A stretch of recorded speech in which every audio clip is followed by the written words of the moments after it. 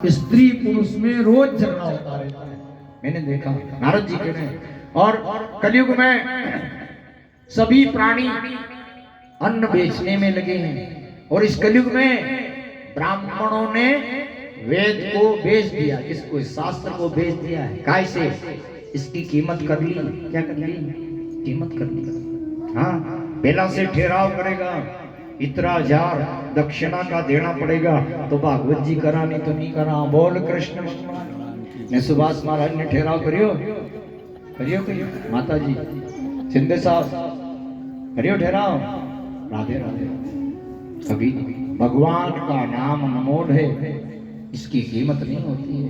हाँ, आज तक इस संसार में कोई ऐसा प्राणी पैदा नहीं हुआ जिसने भगवान के नाम की कीमत चुकाई हो। हाँ, ये नाम तो अनमोल है।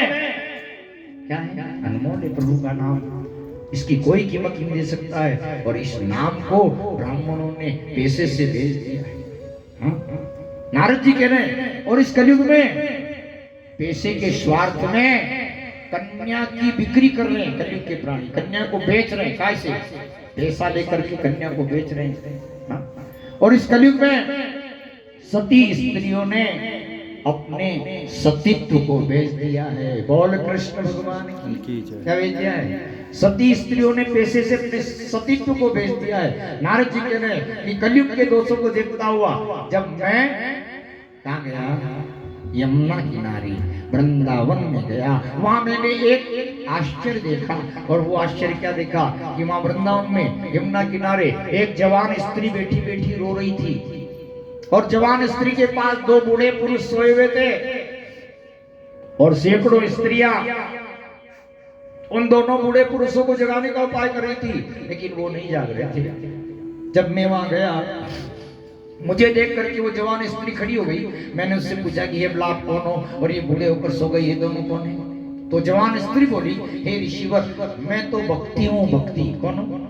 कौन मैं तो भक्ति हूँ। और ये बूढ़े होकर के सो गए ना, ये दोनों मेरे पुत्र है। एक का नाम है ज्ञान और दूसरे का नाम है वेरा। और ये जो सैकड़ों स्त्रियां मेरे दोनों इन बूढ़े पुत्रों को जगा रही है ना, ज्ञान वैराग को जगाने आई है। कौन है सब? ये सब स्त्रियां कौन है? गंगा, यमुना, सरस्वती, गोदावरी, ये सब तीर्थ नदियां हैं। कौन है ये सब तीर्थ नदियां मेरे पुत्रों को जगाने के लिए स्त्री का वेश बना के आई है। क्या बना के आई है? ये सब की सब नदियां स्त्री का वेश बना के आई है और मेरे दोनों पुत्रों को जगा रही है। लेकिन इन सब नदियों की सेवा मिलने पर भी ये मेरे दोनों पुत्र नहीं जाग रहे। भक्ति नारद जी को अपनी उत्पत्ति की कथा सुना रही है। क्या क्या क्या कह रही है? हे नारद, मैं द्रविड़ देश में उत्पन्न हुई। कहाँ उत्पन्न हुई? द्रविड़ देश में उत्पन्न हुई, कर्नाटक में बड़ी हुई। कौन कह रही? भक्ति कह रही नारद जी। द्रविड़ देश में उत्पन्न हुई और कर्नाटक में बड़ी हुई और गुजरात में आकर मुझे वृद्ध अवस्था प्राप्त हो गई। और गुजरात से लौट करके जब मैं वृंदावन में आई तो वृंदावन में आते ही हे ऋषिवर, मैं तो जवान हो गई, लेकिन मेरे दोनों पुत्र ज्ञान वैराग बूढ़े हो गए और सो। बताओ ऐसा क्यों? तब नारद जी ने कहा कि हे भक्ति, इस समय इस पृथ्वी पर कलयुग चल रहा है। क्या चल रहा है? कलयुग चल रहा है। और आज भी हे भक्ति, ये वृंदावन भूमि धन्य है। क्या धन्य है? ये वृंदावन भूमि धन्य है, जहाँ भक्ति करने वाले लोग तो हैं, आपके खरीदार तो हैं, आपके ग्राहक तो वृंदावन में हैं। तो आप हे भक्ति जवान हो गई, लेकिन आपके दोनों पुत्रों के ग्राहक वृंदावन में नहीं है। किसके? ज्ञान वैराग के ग्राहक वृंदावन में नहीं है, तो दोनों बूढ़े होकर के सो गए। तब भक्ति कहने लगी कि ऋषिवर, आप मेरे पुत्रों को जगाओ। तब नारद जी भक्ति से कह रहे हैं, ये भक्ति चिंता मत करो, मैं आपके दोनों पुत्रों को जगाऊंगा और घर घर हर मनुष्य के हृदय में है भक्ति मैं आपकी स्थापना करूंगा। ये नारद जी ने भक्ति से कह दिया। और नारायण नारायण करते हुए नारद जी जहाँ ज्ञान वैराग बूढ़े होकर सोए थे उनके पास गए और नारद जी ने ज्ञान वैराग दोनों के कान में जाकर गीता का पाठ सुनाया। क्या सुनाया? गीता जी का पाठ सुनाया नारद जी ने ज्ञान वैराग को। वेद वेदांत का पाठ सुनाया और नारद जी ने आवाज लगाई उनको, इनको ज्ञान वैराग को आवाज दी। क्या? हे ज्ञान, हे वैराग्य जागो जागो जागो। देखिए गीता का पाठ सुना उन दोनों ने, किन्ने?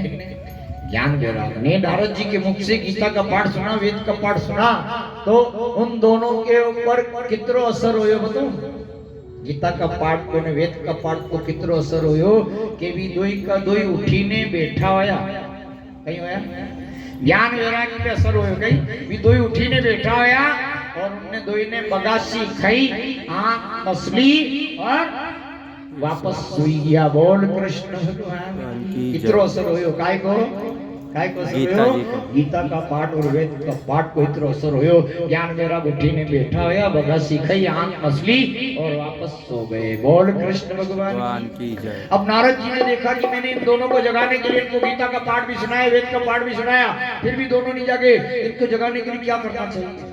तब नारद जी ने कहा कि भक्ति चिंता मत करो, आपके दोनों को पुत्र को जगाने के लिए मैं स्वयं नारायण से प्रार्थना करूंगा। किनसे करूंगा? नारायण से प्रार्थना करूंगा, और नारायण जो उपाय बताएंगे ना वो मैं करूंगा, जिससे आपके दोनों पुत्र जाग जाए। तब भक्ति को वहां बिठा दिया, बिना हाथ में लेकर नारद जी नारायण का ध्यान करने लगे, है ना। नारद जी के साथे साथे थोड़ा सा ध्यान अपन सब भी करना, इनको ध्यान करना नारायण। यहाँ सत्संग का पंडाल में अपन एक नाम लांगा, कितना नाम लांगा? एक नाम लांगा नहीं गुरु जी के साथे, वो एक नाम 1,00,000 गुना फल देगा। बोल कृष्ण भगवान। यहाँ सत्संग पंडाल है, इसका यहाँ फल है, घरे नाम नहीं लेवा है, तो प्रेम से यहाँ नारायण का नाम नारद जी ने वीणा बजाते हुए उनके साथ साथ अपने को भी भगवान का नाम श्रीमन नारायण श्रीमन नारायण श्रीमन नारायण नारायण नारायण। बोलो नारायण नारायण श्रीमन